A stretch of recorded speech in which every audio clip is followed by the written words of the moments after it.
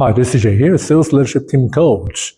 Today, we're not going to talk about sales, but instead, we are going to talk about Agile across cultures. Now, Agile is a concept that came from the West, and a lot of people are asking, is that an issue, or will there be challenges doing Agile in Asia, in this part of the world? And we'll be looking deeper into that. Now, why am I talking about this topic? Now, besides doing sales, I also help teams, I help companies to make transformations, deal with changes, and of course, the whole sales process is also an agile process. And at the same time, I work across different cultures in Asia as well as in some Western countries as well. And I'm also certified as a cultural orientations indicators facilitator. So there are certain things I know about culture, especially how we implement some Western concepts, whether in sales, in change, in project management, in agility, onto Eastern cultures or different types of cultures. Now, when we talk about cultures, the thing about how culture impact agility is that, well, we'll find out later on, because sometimes we just assume that the other person has got the same cultural mindset and preferences that we do. And in Agile, it's actually clearly favoring certain kinds of culture. And it's not to say that if you don't belong to that culture, it can't work. It's just a matter of being aware, and are you able to adapt to different cultural preferences and realities when doing your Agile work in different parts of the world. So, first of all, now, what is culture? Well, culture can be like an iceberg, right? So like an iceberg, you have the top part that is the behaviors, the things that are on top of above the sea level that is observable. And there are a lot of values, beliefs, and attitudes that are below the water that are invisible to you. So it's like an iceberg. It's like a pair of 3D glasses, because your cultural perspective will impact what you see, what you perceive from the outside world. It's like an onion, because, well, a lot of cultural aspects are depending on what we do. As we peel in deeper and deeper into ourselves, then we get to the root of, again, the cultural preferences, the values, beliefs, and so on. Cultural is like a fish in water, because the fish cannot see water. Well, culture is all around us, but at the same time, we cannot see it. It influences us just like fish to water. Without water, the fish dies. Without culture, it's hard for us to function as well. Whatever we say, do, think are part of our cultural influences. Now, if you really need an official explanation, you can say that culture is a complex pattern of ideas, emotions, and behaviors that tend to be expected, reinforced, and rewarded, and within a particular group. It's just the common habits, behaviors, beliefs of that group. And if you do things that are aligned with those behaviors, beliefs, and ideas, you will be rewarded. And if you do something differently, you may be ostracized, right? So that's part of that culture. Are you part of that in-group or not? Cultural differences is not just about national cultures. It's not just about how Singapore culture is different from the American culture, or is it different from China culture. Cultural influences can be the kind of work you do, your education, your religion, your upbringing, and so on. Even within a larger country like China, the North and the South may have different cultural differences. The eastern part and western inland parts may have different cultural preferences as well. So there are many aspects of culture, cultural differences, and what we want to do is we can generalize. We can say that Americans tend to be more direct and tend to be louder, but not all Americans are like that. We generalize without stereotyping. And the same thing we can say of Singaporeans. Singaporeans are rule-abiding. We go law by law. We don't necessarily make our own rules. We do things only when it's explicitly being allowed to do so. But it does not mean that every single person behaves the same way. It is a fair generalization, but we don't use it as a stereotype, because not everyone is the same. So if you're looking at the different aspects of culture. You can look into how we interact, the social aspect, how we make decisions, and how we think and communicate. And how would we mean by that? In the social aspect, well, there are things about are you task focused or are you more relationship focused? When you want to do something, do you drive results at all costs, or are you more catering to different people's feelings and the bond with other people? Then we are not to say that if you are more task oriented, it's non-binary. It's not like if you're task-oriented, you cannot be people-oriented. It's a matter of degree. It's a matter of latitude, as into, are you a little bit more task-oriented, or do you tend to be a little bit more people-oriented? The other thing about social interactivity is, are you more individualistic, as in you believe you can make a difference and it's because of you that make that difference? Or are you feeling that you are born connected with the people around you, your family, your peers, your workplaces, and so on? Are you thinking about advancing your own agenda, or are you thinking about what is the group's requirements and needs, and do you take care of the greater good, the group's good, so to speak? The second part is, as mentioned, about decision making. So when we make decisions, are we more hierarchical, or are we more egalitarian, more flat? Do we listen? Do we wait for instructions from your bosses, whoever is up above? Or do you make your own initiative? Are you rewarded based on seniority, or are you rewarded based on the best ideas win? So if you're in a more flatter, more egalitarian culture, everybody can say something, whatever the boss says, you feel comfortable telling the boss that, hey, maybe there is a better idea. If you're more hierarchical, then giving the boss a bad news may be a key challenge to you. And the third part is on the communicating. Are you more low context or high context? Are you more direct or indirect? What it means is, if it's a low context, if I say that, I'm in a party, I tell the host that I have a headache, I want to go home. Well, in a low context environment, it is what it is. I have a headache, I want to go home. In a high context environment, I go to a party, I let the boss know that I have a headache, I want to go home. The boss may think that, you don't really like the party, do you? You want to be alone, do you? There could be meaning behind the meaning of the words you say. That's higher context. And in terms of direct and indirect, well, directness can be, I'm not afraid of conflict. If I don't like it, I tell it in your face. I don't agree, I don't like what you're doing. And if I'm indirect, then I will try to avoid the conflict. Maybe I go to look for someone else who knows you better and influence you indirectly rather than telling you in your face. I use an intermediary to pass on especially bad news for you. And how does this really impact agility? Now, this is a diagram that I use in my Scrum certification.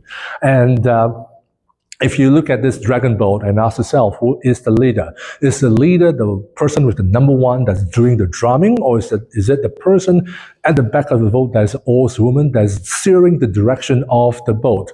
Now, in standard Scrum context, the person doing the drumming, the person that is really regulating the speed of the boat, well, that's usually the Scrum Master. And in Scrum, the person steering the direction of the boat that makes sure that whatever you do meets the customer's requirements, that is the product owner. Right? So in Scrum, well, who is the leader? Well, both the Scrum Master and the oarswoman is the leader. And in fact, everyone who's rowing is going likely to give their feedback. Is it too fast, too slow, and so on? You can also consider them as co-leaders as well. And in a typical hierarchical culture, if it's hierarchical, there's only one leader, whoever is at the top. There's no negotiations, there's no division of roles of leaders. So if it's more egalitarian, more flat, it's likely to work better in a Scrum environment.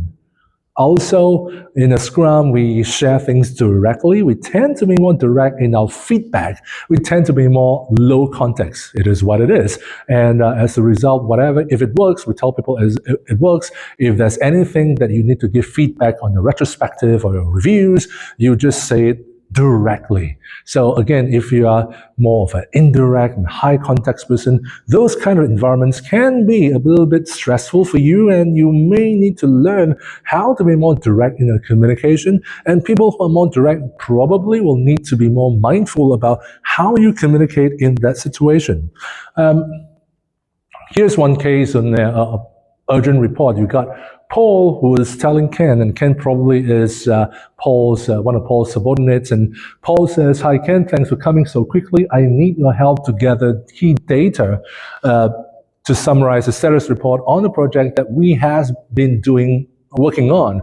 I know it's a tight deadline, and but I need it by the end of the day." And Ken is trying to say that, okay, I will see what I can do, but Raju is the main person working on the data, and he's traveling today. And Pat says, "I know that. That's why I need your help to make it happen. Can you give it to me ASAP?" And Ken says, "Okay." And Pat says, "Great. I knew we can do it, but at the end of the day, nothing happens." Why is that? Well, you can say that Ken has got a bad attitude, he's shirking, but on the cultural aspect, Ken is trying to say that, well, he's not going to do it, right? And it's Raju's job. In a very high, well, in a somewhat high context and maybe indirect way, to tell his boss that he doesn't really want to do it, but not to really justify the reasons. Maybe he's really busy, maybe he really has got higher priorities on his task to do, but he's not really stating the reasons to his boss, Pat, the reasons why he's not able or won't be doing, right? He's not clear about it. And, well, Pat thought that he's got Ken to commit to something, but he didn't, right? So it's unfortunate. In terms of high and low context cultures, if you look at the countries, high context cultures, well, you got Japan, China, a lot of Asian countries, and even Southeast Asia, Thailand as well. And if you look at the low context, German-speaking countries will be more direct, and 1 is 1, 2 is 2. Not only that, but if you look at profession, if you are in HR, if you are in sales, you tend to be more high context because you are dealing with people. But then if you are in finance and engineering and tech and information systems, if you're doing your IT projects, you tend to be low context. So again, agility tends to work better in a low context, but if you happen to deal with high context people in a low context environment, it's just about, are you able to make adjustments? Are you able to adapt to different people's preferences and make things work? So another case for you. So you got Terry, who is asking his peer. Terry says that, "I'm seriously considering who to partner on our investment project here and would appreciate any feedback that you have." What do you think about Lee? Do you have any insight about his ability to do the job? And Kent is saying that, well, I see. It's an important decision for sure. Lee would be an excellent choice. He is very credible and knows the local market extremely well. Who else are you considering besides Lee? Now, the thing is, if it's a if it's a low context kind of conversations, then it's likely that, well, Terry is just inquiring about Ken's opinion on Lee, and Lee is just giving his opinion, and besides Lee, who else there is. But if either of them is high context, especially for Kent, now, how do we know Ken is high context? You see, if someone is low context, they'll just blurb the comment. If Terry is asking me how's Lee, can he do the job, I will just say yes he can, or no he can't, or yes but, and so on. I'll just give my answer directly. But Ken starts with, "I see. It is an important decision for sure." And talking about, in a way, praising about Lee, but is it sincere praise or is that just flattery? We don't know. And then, who else are you considering? Right? So it gives an idea that if someone talks a little bit more, maybe, just maybe, he could be a little bit more high context than low context, right? And if something like that happened in a Scrum meeting in Agile, it can be an issue. So we may just want to relate to the different ways, different styles of communicating. And how do we do that? There's this Dukkha framework, and basically we just describe the message. right? You can describe it to yourself and seek to understand.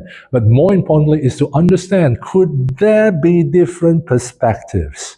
Right, especially if you know the person outside of work, is that person very direct or is that person less direct? Is that person more individualistic or does that person think of the greater good, the greater group's needs and requirements? Now, the thing is, if you work in tech, chances are the people in your team are going to be low context. But what about cross-department? What about on the customer's end? Because they can really behave differently. We probably will need to understand if something doesn't feel right, seem right, you may want to clarify, adjust, and check again before you take action. So just to give a case like this, so you got a high context customer that says that it seems like there are some aspects that might not meet our requirements. Would your team have the bandwidth to address the issues? Well, sounds like a very nice customer, right? But are we able to read between the lines? When a customer says it seems like there are some aspects that might not meet our requirements, could it be the customer mean that this thing just won't work? It does not fly. It won't work. And would your team have the bandwidth? No, it's not like would your team have the bandwidth? I'm just being polite. It's like your team must fix it like now, right? It could be what the customer is meaning, but phrased in a nicer way. And it could be, like I said, the cultural influences behind that person that make the person say it that way. Right, so if you're working on such projects, you may want to check it out and see whether if that is the case. We can also have someone who is task-oriented and flat, Scrum Master, flat meaning organizationally flat, more egalitarian. You have a tight project deadline and rely on a team of AI coding agents, generate tests, and so on and so forth. And if you're a prompt engineer, and sometimes depending on, like I said, on your upbringing, the prompt manager may be a little bit more hierarchical, but also more relationship-oriented. And someone who is more relationship-oriented tends to want to have recognition, praise, encouragement, rather than being dumb on a lot of things that is given to them. They are hierarchical because they will be waiting for instructions, but at the same time, they need the leader to kind of recognize their existence, give encouragement, give affirmation, encourage them that they're on the right track, take care of them. So there are different aspects in that cultural orientations. One of the key things that are different is also whether are you more individualistic or more collectivistic. Because if you're more individualistic, you are also more likely to tell others that you don't agree, that I feel and think differently. If you're more collectivistic, you tend to want to go with the flow, as in, if you all agree, then let's do it, and even though I may not agree as much.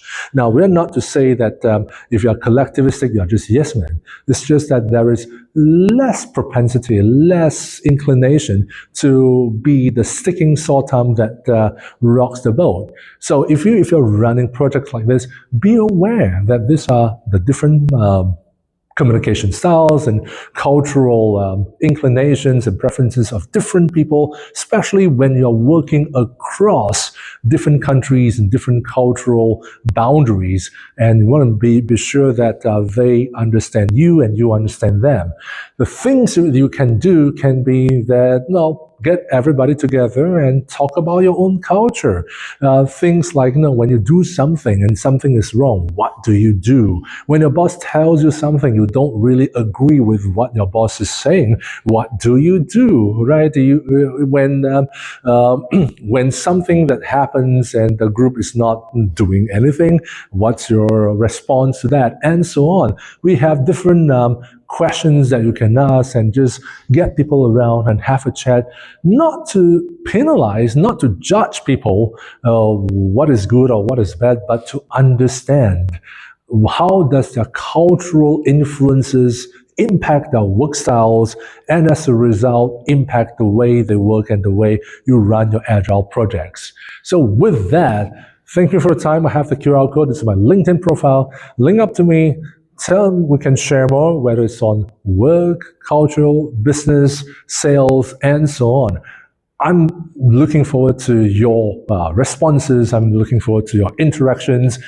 We can be collectivistic and discuss as a group, or we can go out alone and have an individual one-to-one conversation. I'll be direct, but at the same time relationship oriented, so that I will respect the way you feel, think, and let's have fun talking about working across different cultures. Talk to you soon.